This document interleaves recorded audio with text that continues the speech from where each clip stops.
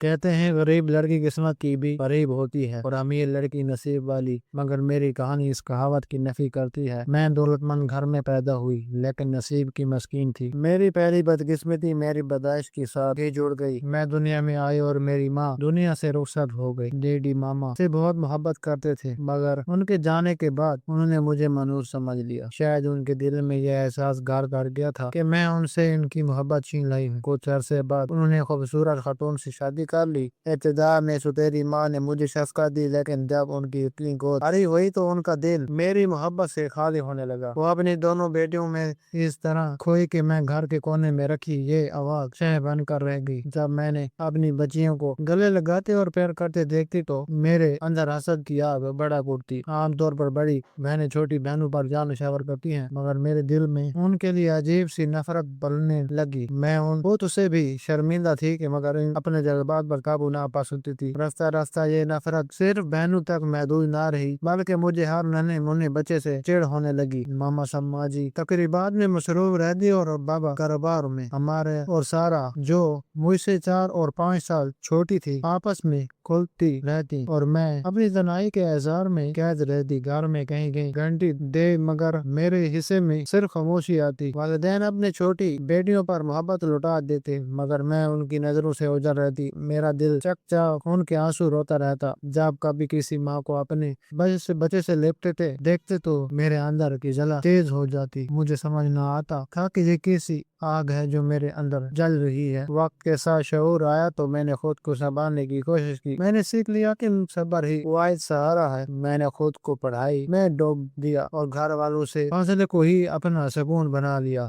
12 برس کی عمر میں نے خدا سے دعا کی کرتی تھی کہ مجھے کبھی اولاد نہ دینا کیونکہ ماں اور باپ بچے کا رشتہ مجھے اذیت دیتا ہے۔ شاید دعائیں کبھی کبھی عجیب انداز میں قبول ہوتی ہیں۔ میں سیکنڈ ایئر میں تھی جب ایک حادثے نے میری زندگی کا رخ بدل دیا۔ کزن کے گھر جاتے ہوئے ہماری گاڑی کو ٹرک نے ٹکر مار دی۔ میں زندگی اور موت کے درمیان جھولتی رہی۔ کئی دن اسپتال میں رہی اور 2 بڑے آپریشن ہوئے۔ میں بچ تو گئی مگر ڈاکٹر نے پاپا کو بتا دیا کہ میں کبھی ماں نہیں بن سکوں گی۔ والدین کے لیے یہ خبر قیامت سے کم نہ تھی مگر میرے دل ایک عجیب سا سکون اتر آیا۔ مجھے لگا جیسے میری برسوں پرانی دعا پوری ہو گئی۔ اس حادثے کے بعد پہلی بار میں نے اپنے والدین کی آنکھوں میں اپنے لیے فکر اور محبت دیکھی۔ وہ مجھ سے قریب آنے لگے۔ میں سوچتی تھی اگر ماں نہ بن سکوں تو کیا ہوا، کم از کم مجھے اپنے والدین کا پیار تو مل گا۔ پھر ذیشان میری زندگی میں آیا۔ ایک سالگرہ کی تقریب میں اس کی نظریں مسلسل میرا تعاقب کر رہی تھی۔ پہلے مجھے کوفت ہوئی مگر جب اس نے صاف لفظوں میں رشتے کی بات کی تو میں حیران رہ گئی۔ اس کی بھی سچائی نے مجھے سوچنے پر مجبور کر دیا۔ میں نے اسے سچ بتا دیا کہ میں کبھی ماں نہیں بن سکتی۔ وہ مسکرایا اور بولا مجھے تو تم قبول ہو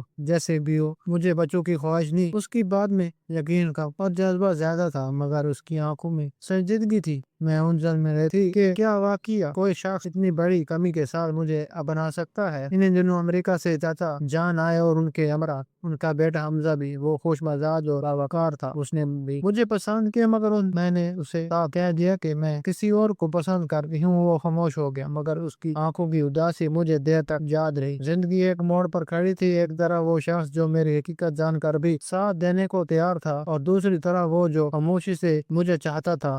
مگر اصل سوال یہ تھا کہ کیا میں خود کو قبول کر پاتی۔ مجھے حمزہ کے جذبات کا احساس تھا لیکن مسئلہ وہی تھا کہ میں بانجھ تھی۔ میں اسے اولاد کی خوش نہیں دے سکتی تھی۔ اسی الجھن میں گرفتار میں سوچتی رہی کہ اب کیا کروں۔ انہی دنوں جب حمزہ ہمارے گھر ٹھہرا ہوا تھا ذیشان کے گھر والے رشتہ مانگنے آ گئے۔ پاپا اور ماما نے میری رائے پوچھی تو میں نے کچھ سوچ کر بانی مار لی۔ میں نے خود کو سمجھایا کہ وہ سب کچھ جانتے ہوئے بھی مجھے اپنانا چاہتا ہے تو کیوں نہ اسی کو قبول کر لوں۔ یوں میں ذیشان کے نکاح میں آ گئی۔ چند دن بعد ذیشان نے مجھ سے کہا کہ میرے والدین کو علم نہیں تھا کہ تم کبھی ماں نہیں بن سکتی تھی لیکن اب کسی نے انہیں یہ بات بتا دی ہے اور وہ بہت پریشان ہے۔ میں نے حیران ہو کر پوچھا تو کیا آپ مجھے چھوڑ دیں گے؟ اس نے فوراً کہا کبھی نہیں، جب تک زندگی ہے تمہارا ساتھ نبھاؤں گا۔ محمود نے آ لیا تو میں بے بس ہوں گا۔ اس کے بعد تمہیں اختیار ہوگا کہ جیسے چاہو اپنا جیون بنا ساتھی بنا لو۔ اب میں ہر وقت یہ دعا مانگتی کہ اللہ میری دعا بد دعا کو دعا میں بدل دے۔ اگر مجھے آپ بھی بچوں کی خاص خواہش نہ تھی، مگر ذیشان اور اس کے والدین کی خاطر ماں بننے کی خواہش پانا چاہتی تھی۔ وہ دن انتہائی شگن اور اداسی سے بھرے ہوئے تھے۔ مجھے ہر وقت اپنے نامکمل ہونے کا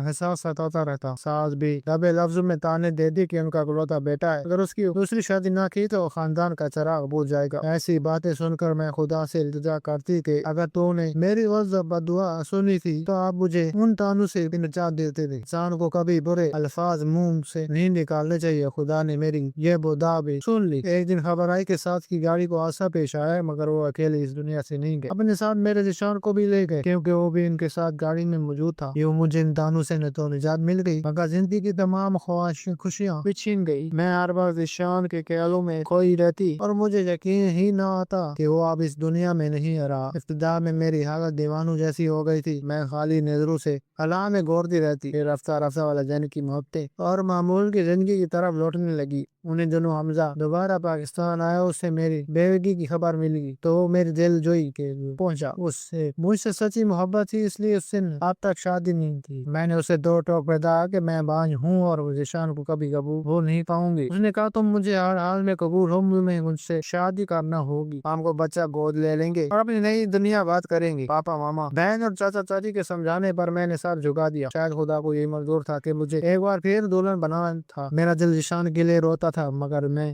حمزہ کی خوشی کی خاطر مسکراتی رہتی۔ شادی کے 2 ہفتے بعد ہم امریکہ منتقل ہو گئے، جہاں میں آج بھی اپنے شوہر کے ساتھ رہتی ہوں۔ وہ مجھے خوش رکھنے کے لیے ہر ممکن کوشش کرتے ہیں اور میں بھی جینے کی کوشش کرتی ہوں، کیونکہ زندگی کا نام ہی آگے بڑھنا ہے۔ ہم نے ایک یتیم بچہ گود لے لیا، اس کے والدین جنگ میں مارے گئے تھے۔ اب مجھے بچوں سے نفرت نہیں رہی، کیونکہ حرام کی صورت میں اللہ نے مجھے اولاد کی نعمت عطا کر دی ہے۔ وہ بہت پیارا بچہ ہے اور یہ نام ہم نے اسے دیا ہے۔ اب مجھے سمجھ آیا کہ زندگی صرف اپنے لیے جینے کا نام نہیں، اصل جینا وہ ہے جو دوسروں کے لیے ہو۔ آج میں سوچتی ہوں کہ اگر ہم نے ارحم کو نام اپنایا ہوتا تو میری زندگی کتنی بے معنی رہتی۔ اگر آپ صرف کے دل سے کسی یتیم کو اپنائیں تو آپ بے اولاد نہیں رہتے۔ اللہ وہ خوشی ضرور عطا کرتا ہے جس سے آپ خود کو محروم سمجھتے ہیں۔ جب ارحم میرے گلے میں بازو ڈالتا ہے تو میں اسے جذبے سے سرشار ہو جاتی، جیسے ممتا کہتے ہیں، اور جس کا کوئی نعمت بدل نہیں۔ آخر میں ایک بات ضرور کہوں گی کہ جب میں دعا مانگے تو اچھی مانگے، کبھی وہ دعا نہ کرے، نہ اپنے لیے نہ کسی اور کے لیے، کیونکہ کبھی لبوں سے نکلی بات قبولیت کی درجے پر